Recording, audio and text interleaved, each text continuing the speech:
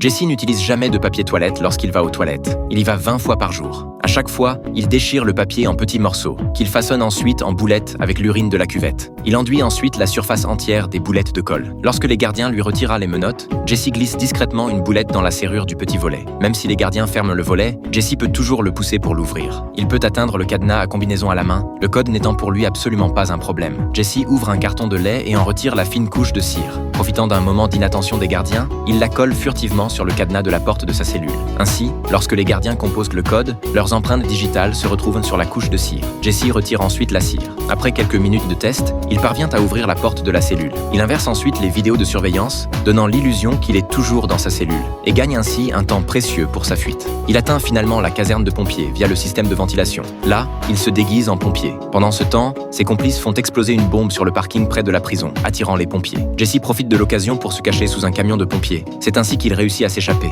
Pourtant, il ne se précipite pas pour fuir. Au contraire, il utilise un téléphone public pour signaler une évasion. Lorsque la police arrive, Jesse est ramené à la prison. Mais Jesse n'est pas un criminel ordinaire. C'est un expert en évasion, employé par le Federal Bureau of Prisons, chargé de tester la sécurité des prisons américaines. En 5 ans, Jesse a testé 15 prisons de haute sécurité, et aucune n'a réussi à le retenir. Jusqu'au jour où des agents de la CIA le retrouvent. Ils lui promettent $1 million.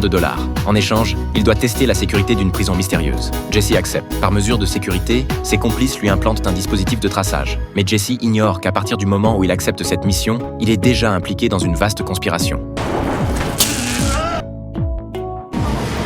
Il est ensuite envoyé dans la prison la plus perverse du monde. Les cellules sont des pièces suspendues en verre renforcé. Tous les systèmes de surveillance peuvent être déplacés à tout moment. Même le passage aux toilettes y est retransmis en direct. Les gardiens sont lourdement armés. Qui cause des ennuis se voit forcé à avaler de l'eau à l'aide d'un tuyau, ou frappé au point que sa propre mère ne le reconnaîtrait pas. Pire encore, si l'on est mis en isolement, des lumières éblouissantes restent allumées nuit et jour, rendant impossible l'ouverture des yeux, chaque seconde devenant un supplice. Jesse examine attentivement la structure de la cellule d'isolement, à la recherche d'une issue. Finalement, ce sont les rivets du sol qui attirent dès son attention. Il imagine immédiatement un plan. Pendant la pause, Jesse parle à Kevin et lui dit « Si tu peux me trouver une plaque métallique lisse, je pourrais t'aider à sortir d'ici. » Kevin accepte pour pouvoir s'échapper. La seconde suivante, Kevin signale au gardien qu'il a quelque chose d'important à dire au directeur. Il dessine un postérieur. Les gardiens réalisent ce qu'ils se sont fait avoir et ordonnent une torture par l'eau. Mais Kevin profite de l'occasion pour trouver un couvercle de regard dans la salle d'interrogatoire. Il le donne à Jesse. Jesse passe alors à l'action. Il provoque une bagarre, attirant les gardiens, puis est enfermé en isolement.